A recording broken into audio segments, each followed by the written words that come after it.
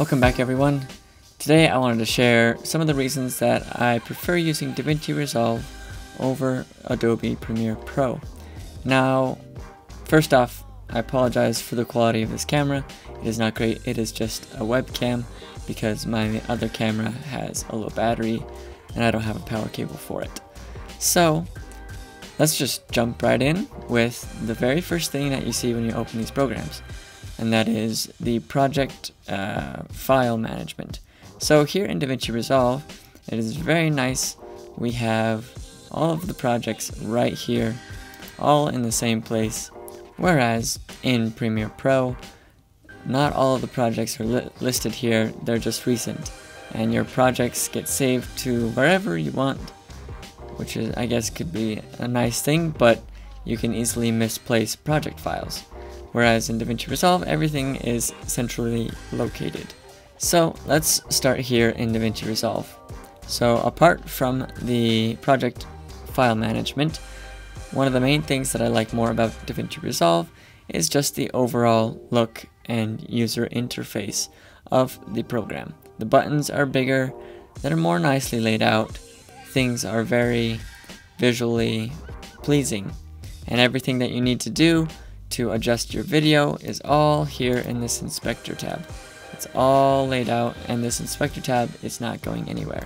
It never leaves this spot. So if you need to find your zoom, you know exactly where it is. If you need to reposition your clip, you know exactly where it is. Along with cropping, stabilization, retiming if you want to slow something down or speed something up, even distortion control is all here in this inspector tab. Very easy to find, and the clips in the timeline show what is happening and what clips they are right off the bat, nice and easy to see.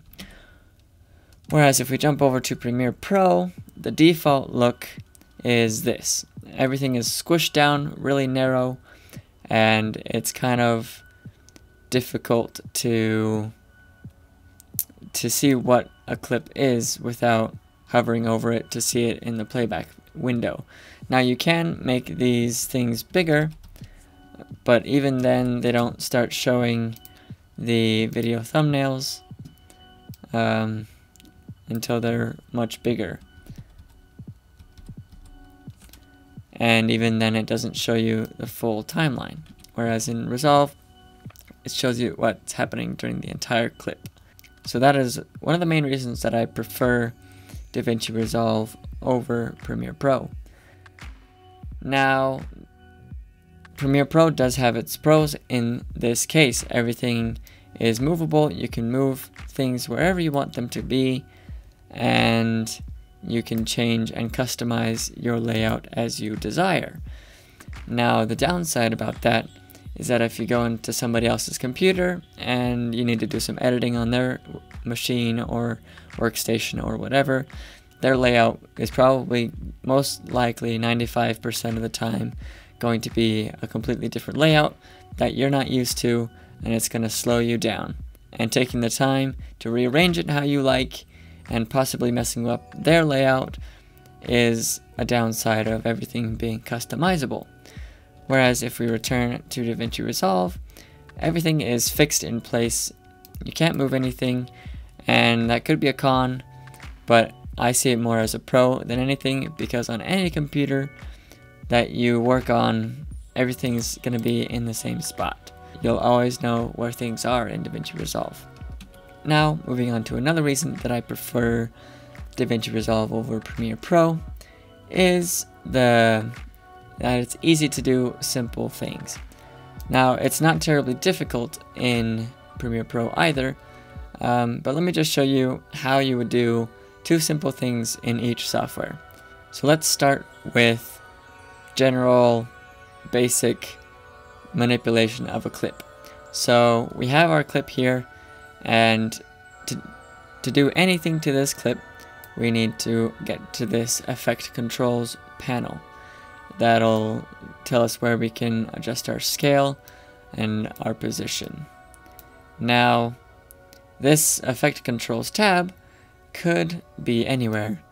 If it's on your friend's computer, it could be over here, and it could be hidden, and you can't see it, and you don't know where it is, and it'll take you a second to find it.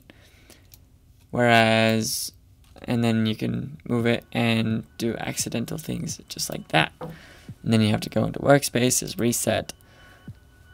Anyway, it's just finding the effect controls panel is one of the tricky things. It's not hard once you know how to do it, but it is a possibly daunting fact of life with Premiere Pro. Now, onto the second simple thing, which is fading in and fading out a clip. Now in Premiere, it is nice that you can select an entire clip and just use the keyboard shortcut, Command D, which will give you your default transition on each end of the clip, which will fade it in and fade it out. Now you can click on those and adjust the length and do all that, so it comes in slower, takes longer to do that, and you can do simple things like that. Now I want to show you the simple process of doing those two same things in DaVinci Resolve. We've kind of gone over this inspector tab, which has all your zoom and your position, X, Y, rotation, everything like that, along with more other things that are very common and very useful, all in this inspector tab. Now to show you the second thing, which is fading in or fading out a clip. You can also do the same thing with the keyboard shortcut. It's just a little bit different. It's Command T or Control T, and there you go. It will fade in and fade out your video respectively. Anyway, so that's that simple task of fading in and out. And also another great thing that you can do in DaVinci Resolve is you can fade in and fade out only the audio track. So if I come here, select this, and do Shift T instead, it will fade in and fade out just the audio track. That'll help you make smoother transitions between cuts if you need to hide those cuts in the audio. And it doesn't affect the video, but you can also do the default. Simple and easy like that. Another way that you can do the same thing is you can use this little white tab at the beginning of a clip and just grab that and drag it. Simple as that. And that'll give you a nice fade in to your clip, and you can drag it however long that you need to. And you can do that with fading out as well. Also, you can do that with your audio. And I'll show you how much more difficult this is in Premiere in just a second. So just fading in your audio, boom, done. You have a song that needs to fade in slowly, boom, done. Just grab the little white tab and drag it over, and you're done. Very nice, very easy in DaVinci Resolve. Now let's go and do the same thing with the audio track in Premiere Pro. Now, you can't do just the audio fade in without affecting the video. You have to do it manually, like this. You have to go to the end of the clip, click on the end, right click, and apply default transition. And the problem with that is it also applies it to your video clip. So if you don't want it to happen to your video clip, you have to click on that dissolve and delete it. And you have to do the same thing on the other end, click, right click, and then delete the video transition just to get an audio track to fade in and out. So let's count the number of clicks that it takes to do that in Premiere Pro. 1, 2, 3, 4, and delete. So 4 with one keyboard. And also you have to do the other end, so double it. Whereas in DaVinci Resolve, let's go, just select the clip and Shift T. 2. 1 click and 2 keys to press at the same time. Or you could even do it even more. So the clip doesn't even have to be selected. So 1 click in order to get a fade transition versus 1, 2, 3, 4, 5. Now to kind of go along with this, I want to show something that I prefer much more in DaVinci Resolve than in Premiere Pro, and that has to do with audio files and audio tracks.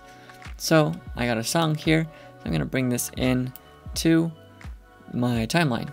Now, one of the things that I like about DaVinci Resolve is when you adjust the volume of your clip, these waveforms, these white waves of sound that you see, adjust according to the strength of your volume increase.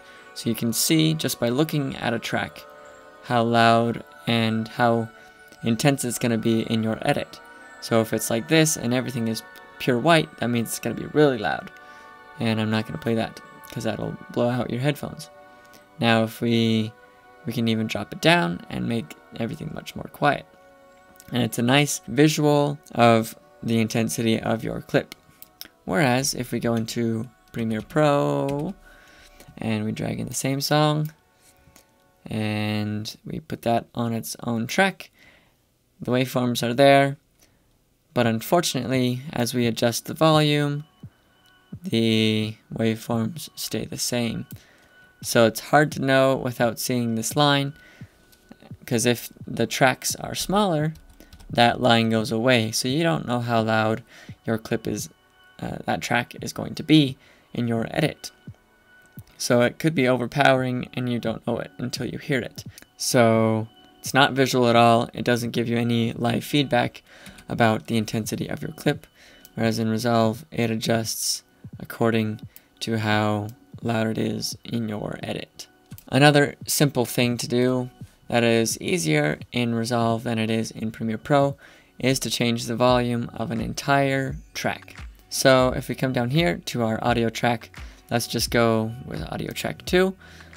We can come over here to our inspector and increase the volume of every single clip on that track. Audio 2, everything on audio 2 will be increased. Now let's go over to Premiere Pro and try and do the same thing. So you click on the audio track and nothing happens. If you come in here to, let's see, audio clip mixer, let's see, audio 2, here's audio 2. We can increase that, but it only affects this one.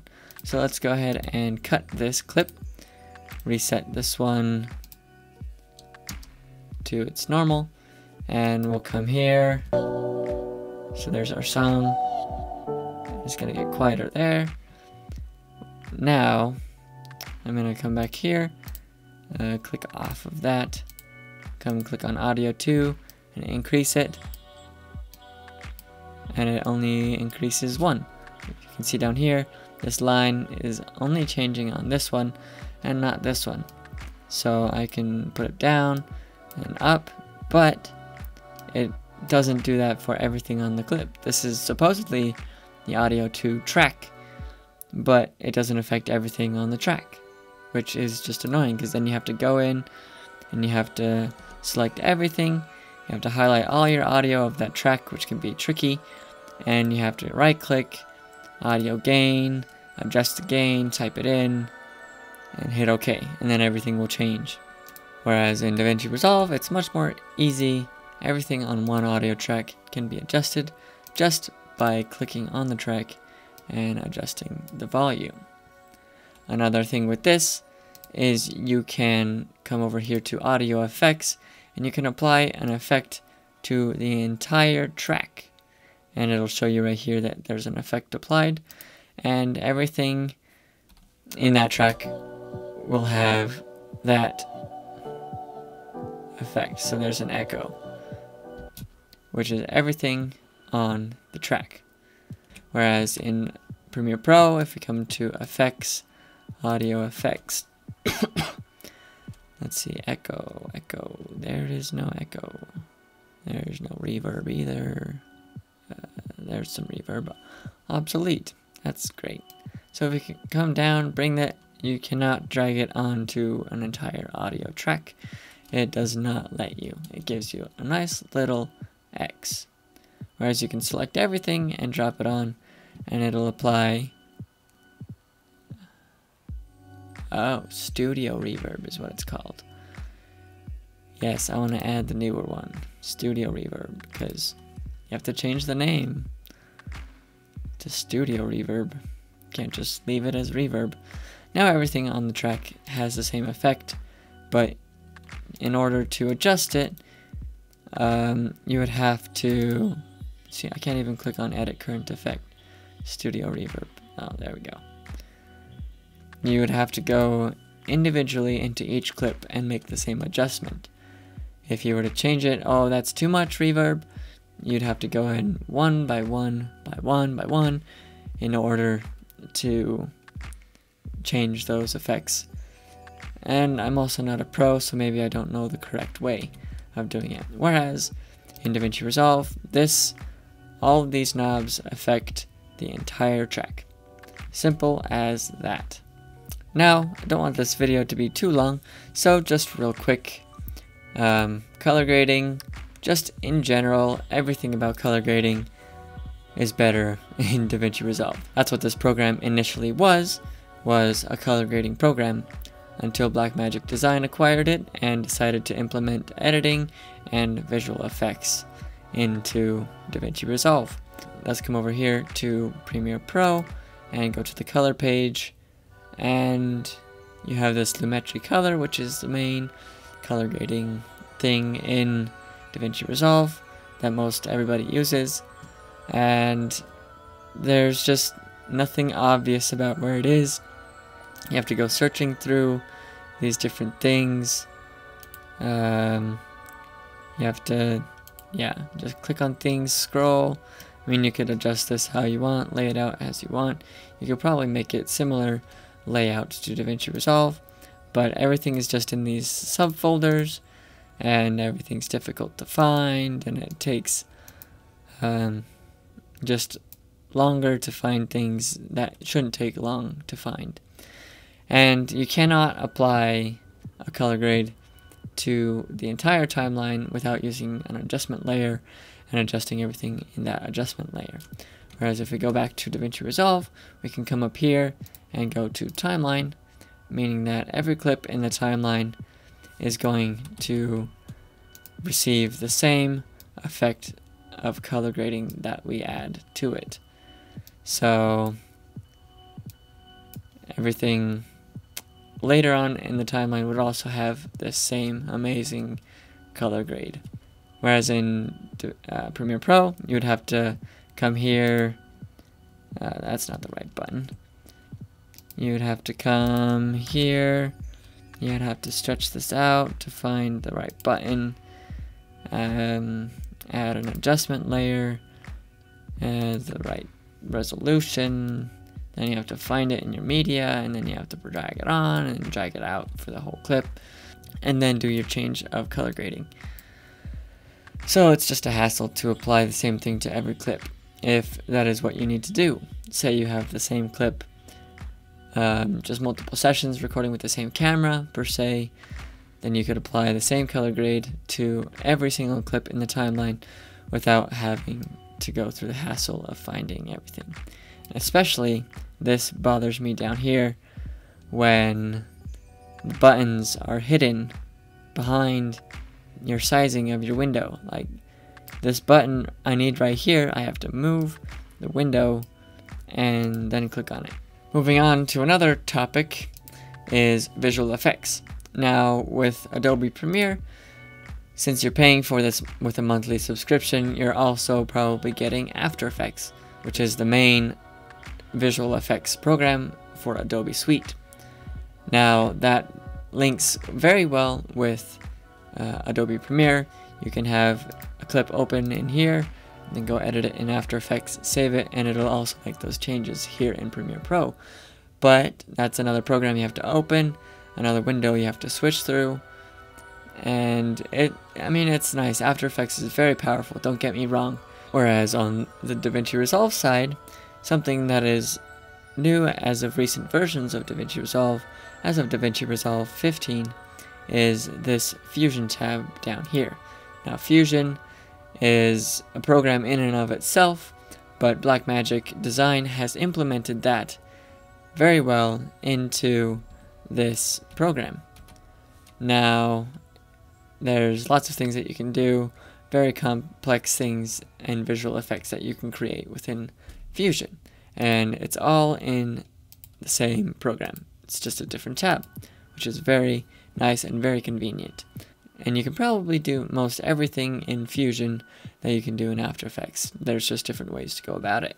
Now moving on to some of the payment aspects of these programs. DaVinci Resolve is free. F-R-E-E. Free. That's right. The free version does have some limitations, like in the color page you can't do denoising if your footage is really grainy, and there's some of these effects that you have to get the paid version for. For that version, which is the studio version, it's just a one-time payment of $300. So it sounds kind of pricey, but it's really not when you think of all the things that you're getting, and all the things that it adds to DaVinci Resolve. So now if we switch over to the Adobe Premiere side, this is where things get really annoying for me. It's a monthly subscription, and that monthly subscription is not cheap.